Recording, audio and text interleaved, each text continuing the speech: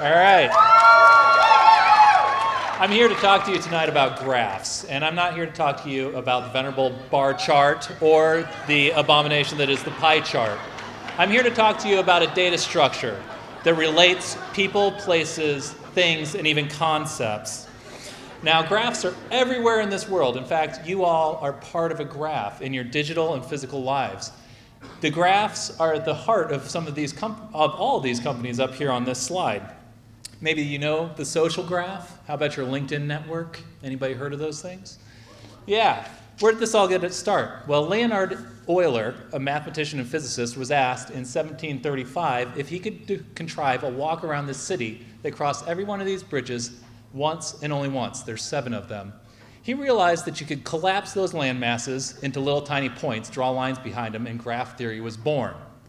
Now, it turns out there isn't such a walk. He called these things, being a mathematician, nodes and edges. And he said that a graph consists of a set of nodes and interconnecting edges. You can feel free to think about them as circles with lines between them. All right, so what can we do other than find a contrived walk around an ancient city? If you're looking for a job, you might go to LinkedIn. There's your LinkedIn network. Here's mine. They've run a community detection algorithm on it. Over here in blue, that's you, Boulder. All right. So we can find a job. How about something with a little more meat in it? Have you heard about the 6 degrees of Kevin Bacon? If you take the IMDb database, transform it into a graph, you can find a whole bunch of paths between Channing Tatum and Kevin Bacon. The shortest path here, 2, is the Bacon number. Now, if we get a little crazy and we add arrows on those edges, now we have a directed graph, or Twitter. We all follow Justin Bieber to find out what he's eating for dinner, but Justin Bieber doesn't have to reciprocate that interest. Another form of a directed graph is the web. These are all happy little web pages with links pointing to each other.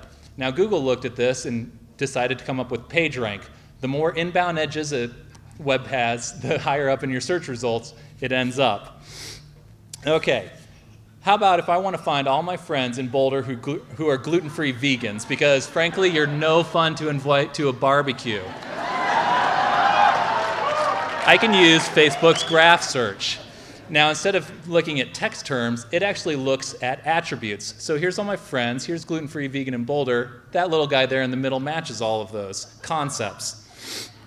Okay, if you can take a graph and split the nodes into 2 distinct groups, and edges only go from one group to the other, then you have a bipartite graph.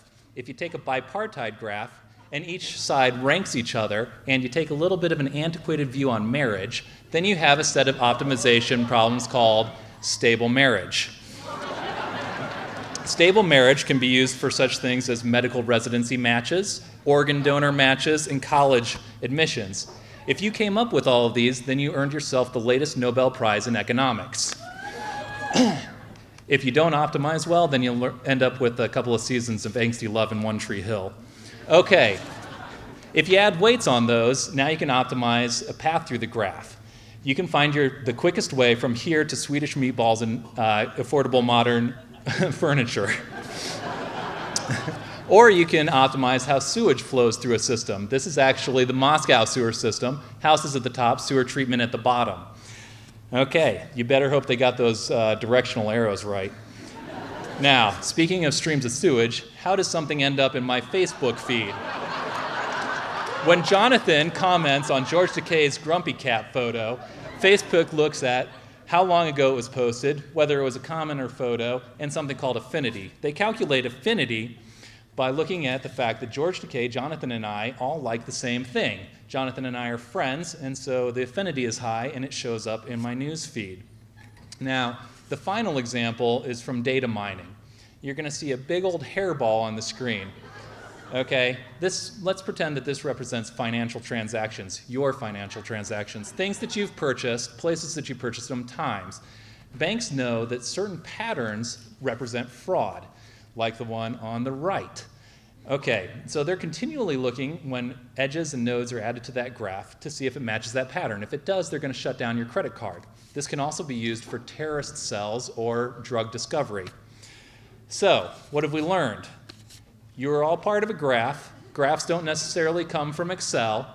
And I'm Data Riot on the Twitters. Add an edge to the follow graph.